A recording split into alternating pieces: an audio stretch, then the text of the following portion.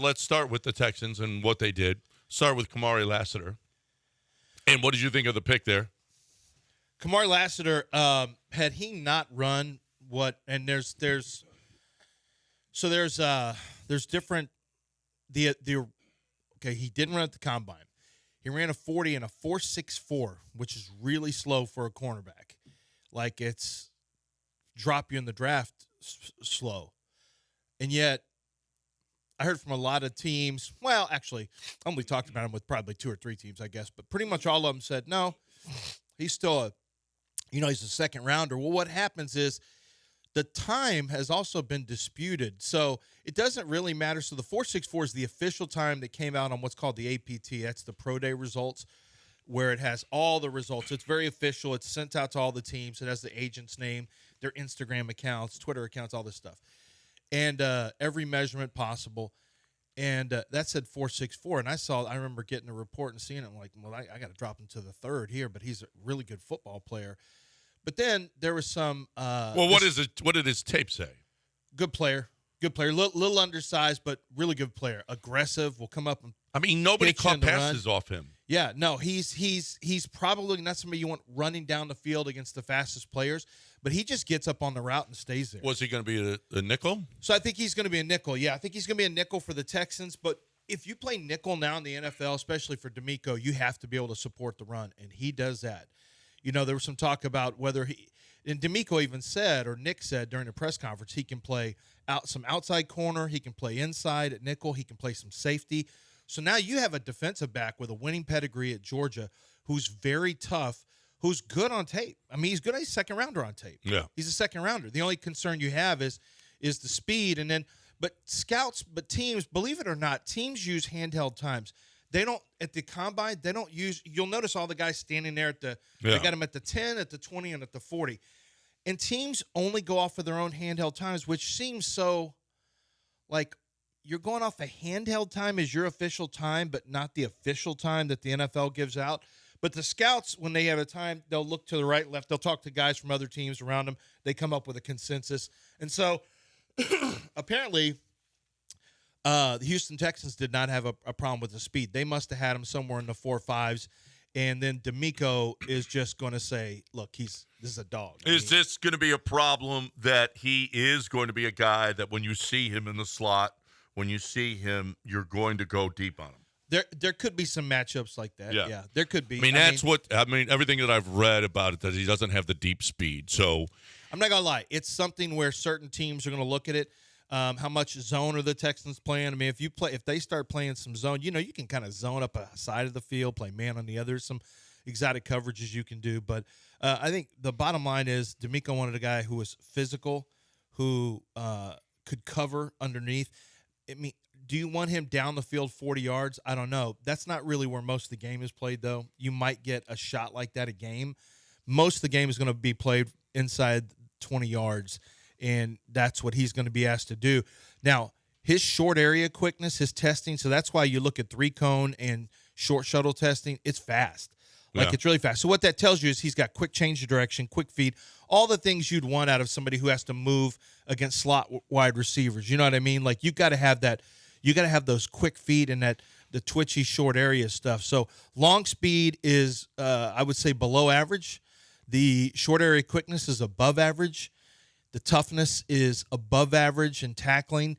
The ability to cover man-to-man and play with the anticipation against routes is above average. So, all in all, off the tape, it's good. This is a good pick off the tape. So he's the only guy. I mean, maybe Calen Bullock, but a little bit later in the season when Jimmy Ward or Eric Murray or somebody else is injured, because it's going to happen. Yeah. But he's the only guy that's probably going to start. The only rookie that's going to start at the start of the season. Yeah, it might be. Probably. Well, I mean, that's better lineup problems. Well, right. I just got done writing a compensatory pick article on the flight back, and Texans are scheduled to get a 6th-rounder for the loss of George Fant. And this is the first time since 2020 they're going to have a comp pick. You know why? I go back to every year, like, they're signing a ton of players. No one's signing their players, I mean, and what happens is the Texans now have tightened up the roster to the point where they actually had more losses then they had gains in free agency. So they'll get a 6th-round compensatory pick this year, in next year's draft, because the roster, they went in there and they didn't have glaring holes. Like, there's things we know they needed to address, and they addressed all those positions, and they addressed them in the order that kind of we had talked about. Well, they did, yeah. They signed a lot. Daniil Hunter. I mean, they signed more. No, but I mean, even the draft, like they went and got help at. They didn't get help at tackle. We'll get to Blake Fisher. I can do it now. Let's do it now. So Blake Fisher is being brought in to compete for a starting job with Titus Howard, and regardless, look, I didn't think they should have re-signed him when they did. Make him play one more year. Once you sign him, guess what? I mean, he missed a chunk of the year last year. He's not really a very good guard at all. We know that. But Blake Fisher, I don't know if the Texans are going to – they're not saying this right now. I don't know if they think they could play him at guard, but when Nick Caserio was asked about it, he was – and we'll have sound from his press conference, but he didn't sound like he gave it any kind of thought. And you can't just automatically assume a guy's going to move to guard, but Nick was kind of – Nick knows the deal. He's getting a little pissier with his answers. Yeah. He was a little shorter, like you can't just move.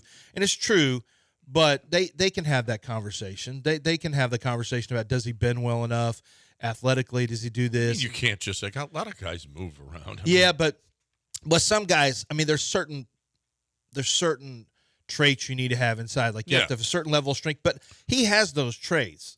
So but what they did is they drafted a guy to compete at right tackle with Titus Howard. So now they have competition at right tackle.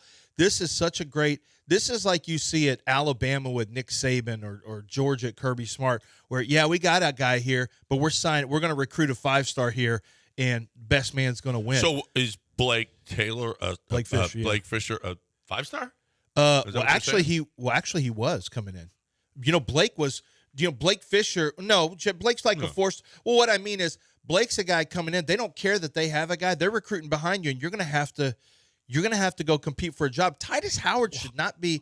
Listen, what has Titus Howard ever done that he should be locked into playing time? And when he's played, he's been, I think, kind of average, and he's had injuries too. Like, what is it that we just lock him in? Well, because you signed him? Originally, though, to start with, Blake Fisher is going to be a swing guy, right? Yes. Yeah. I mean, he's going to be the new Charlie Heck. Yes, he's a swing tackle because he has the athleticism to play left tackle. In fact, he used to battle Joe Alt for the spot. They thought he was the left tackle of the future, and Joe Alt came in and won it. He's your swing tackle, and that's a good swing tackle. But depending on how long Laramie plays, I think we're ultimately Blake Fisher. This is a notice for Titus Howard that you got competition now, because he ain't taking Laramie's spot. No. Yes, he'll be a swing tackle right now, but ultimately Titus Howard is not guaranteed anything beyond 25 or the 24 season in my estimation. If you look at the contract, it says the same thing. So this is basically putting a better football player on the team and giving competition to the right tackle spot, and I have no problem with that. No. I mean, he didn't play last year. George Fant had a You're getting a 6th-round compensatory pick because someone saw the value in George Fant because he played so much last year, because Titus didn't. Calen Bullock, the safety out of USC. So Calen Bullock, there was a team that texted on before day 3 on Saturday. Like, they were so pissed that the Texans, and I hadn't heard from this team, they were so pissed that the Texans drafted Bullock. That was their pick at cornerback. So they want to play, and that's kind of how I had him written up. He's very boom-bust as a safety, takes some bad angles to the football, but has great, and he's not always consistent as a tackler, but he has great ball skills, tremendous range. He's very, very athletic. When you watch him in coverage, you can see him as a corner for sure. And this team was drafting him as a corner in the 3rd round, and the Texans got him first. Now, his position is safety, but he's over 6'1", like 6'2", maybe. He's got pretty long arms, and then he's got great ball skills. He moves very athletically. He's a 4.5 40 player, which is fast enough. And I really think now the Texans, D'Amico and the Texans, I read all the transcripts, and they're talking about his range over the top. So they're going to view him as that single high free safety. That's how they're going to view him, which is what we talked about. That was a need. You get Petrie's limited, so you need somebody over the top, and that's him. But I will just tell you that there are teams, and I know when I wrote him up, I thought, man, this guy could end up being a cornerback. So it shouldn't shock if he ends up playing in the slot. And remember Eric Murray, where you thought, oh my God, what is Eric Murray doing there? Well, this is against something the Packers. Yeah, Packers and Kansas City Chiefs. Remember when they got him with Devontae destroyed Oh no, him. it wasn't. It was Reed. Justin Reed is who they got him with. Mecole Hardman the year before. But yeah, it was the Packers who got the worst game Eric ever. Murray. Yeah, and I'm like, what is he doing? Well, this is a player who actually can go cover over there. Yeah, well, I hope so. Better than we'll see. I think Calen Bullock has got But he's because like- of the injuries. Calen Bullock is going to be on the field a lot. Yeah, it probably will. But Calen Bullock, for me, is a feast or famine player where I can see him really being good, but the tape goes up and it goes down at safety. So, at safety, you're the last resort. You're you're deeper than the deepest. You got to be able to tackle well, because if you miss it, it could end up going to the house. And there's some elements there that concern me on him. But he's very talented, very athletic, great ball skills, a lot of the things you like. I wonder if the Texans will ever take a look at him as a cornerback. I don't think so, based on the way they talk about him.